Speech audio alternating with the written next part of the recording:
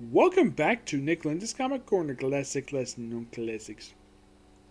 This is episode number 1517 and Doubleshot number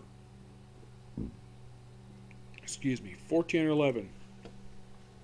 Well, this one discussing the two volumes of Teenage Mutant Ninja Turtles, volume 22 and 23. This is the entire City at War story arc, covering issues 90 through 100, 11-part story arc.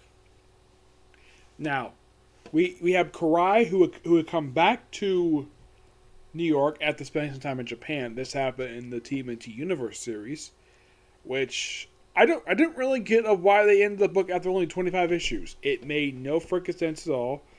Like, with this series, you didn't have to keep publishing like a mini series for each individual character.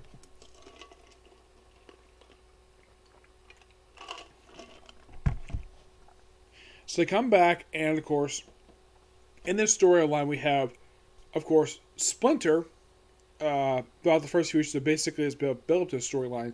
The storyline kind of starts actually in issue 92 and doesn't wrap up to issue 100. Now, basically, Karai, Splinter basically inviting the Turtles to the Foot Clan headquarters, where basically he figured, though, it's time for him to step down as the leader of the Foot Clan. He wanted to pass it on to Karai, who is legally supposed to be the next head of the Foot Clan. I don't know who her parents are. Maybe it's one of Shredder's offspring. So, basically forming alliances, keep everything mutual. They did have one disagreement on that. Apparently, this is what actually caused the actual City at War stuff over the children. Basically, she wanted them indoctrinated in the Foot Clan way to become financial foot soldiers. In a case of Split perspectives, like, no, I don't think that's necessary. They can be educated, and they've sworn a vow. They can swear a vow of secrecy. Carl's like, nope, and he also decided to challenge him to a gauntlet. Kind of the same thing that led to issue 50. He says no, and then not long afterwards, we do see Jakaya, who is the Chunin for Splinter. Also, before this meeting happens, Karai goes to visit her grandfather's tomb because in this continuity, Karai is in fact the granddaughter of Shredder. So right afterwards, like we see Jakaya and Karai basically meet in Central Park of all places, discuss basically an alliance. And she of course asks her, "Are you willing to die for Shredder?" He says, "In a heartbeat." And then Karai proceeds to stab Jakaya right to the frickin' chest, bleeding like crazy. There's a brawl ensues in Central Park. Turtles get her away, get her to Harold's lab. Of course, there's also some mobsters there because Karai makes an alliance with them. Leo contacts Splinter, explains what the heck is going on. He actually is visibly upset by what's going on. Yes, basically, he was definitely mad at Jakaya making an alliance behind his back. He's more mad at Karai basically for stabbing her than, of course, Jakaya forming an alliance with her. And of course, we have almost like an all-out war. There's like fights go the whole city. We also have Metalhead showing up at the Earth Protection Force headquarters, where we see briefly Bishop, where he apparently is this sort of deformed creature, which is different than other interpretations I've seen of Bishop. Like in the 2012 series. Now, originally he showed up in the 2003 series, where it's implied he might be. I think he's implied he's supposed to be an android, but it's not really developed, basically, when it comes to that. So, and then, of course, in the 2012 series, it's basically Neutron. Yep.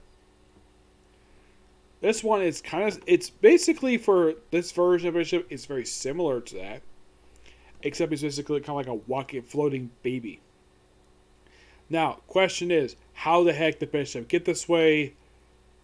I don't know. I think there may have been an origin basically explain this, but I'm not really sure when it was.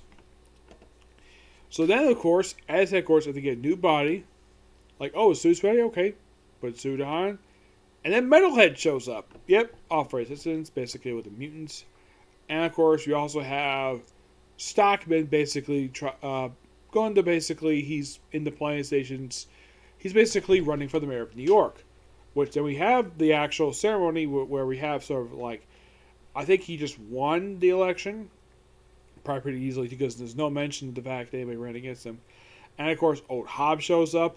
But before all this happens, the thing actually starts with, get this, a funeral for Slash. He died previously in our historic leading up to this. So they have a funeral for him. Old Hobbs has really basically a potential war camp, which basically is this stuff. And of course, well, mutants popping up. And then we have basically in the background a couple of really interesting things. We have it where this mysterious woman wearing a mask, we see Karai's grandmother show up. Because she's basically a mortal spirit. Where she uses the sword that Karai has, which is a sword of hatred. I don't think she got this in the TMNT Universe series. She must have gotten this off screen. Yes. So, this other person gets the sword, puts it in the body of the Shredder. Yes, put in the body of the Shredder, gives him his helmet, and he's mostly complete here. And for some reason, Castone decides to do something really kind of weird and kind of awesome. Basically, in order to distract the turtles, and of course, well, having some big opponent for Shredder to respond to take on, she unleashes a freaking Chinese dragon on New York City. Which Splinter himself does sacrifice himself in order to, well, in order to save the city. Now, one thing I should point out, though. This is Shaquille before she was stabbed. And then, well, at about halfway through the storyline, issue 95, she received a blood transfusion from Leah, which transformed her into a turtle. Which he still currently does that right now. Mm-hmm. Beaver and Roxy pop up in this storyline. So, the Ka basically decides to give herself a turtle mask. And basically she dresses like, who wears normal clothes. Despite the fact she has basically a turtle woman now. Yep.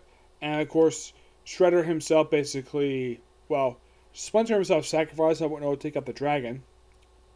And Shredder, of course, hands the body of Splinter to the turtles and respect the sacrifice.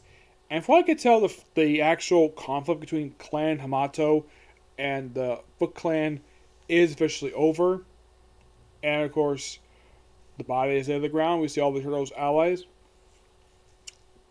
Also, Han briefly appears in the storyline, where he looks like he's forming an alliance with somebody else.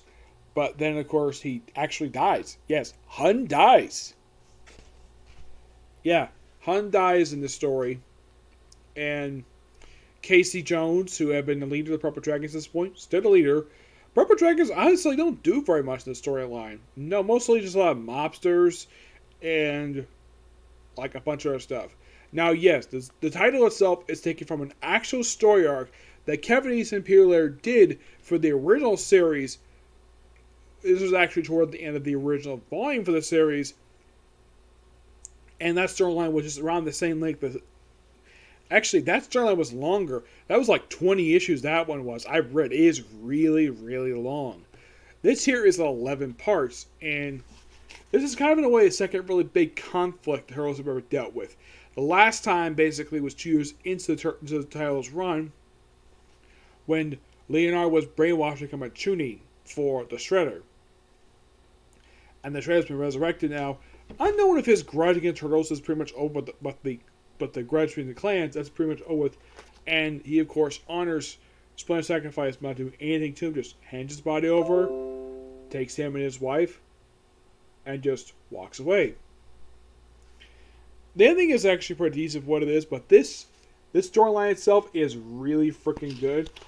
I think that Kevin Eastman and Tom Waltz, along with Bobby Crow, does an absolutely fantastic job with the story. Also, Karai is chopping at this person here. who is a mutant, and when Shredder is resurrected, he is briefly turned back into human before he pretty much dies. Yeah, this hedgehog character that, of course, Shredder Karai just happened to have it. Mm-hmm.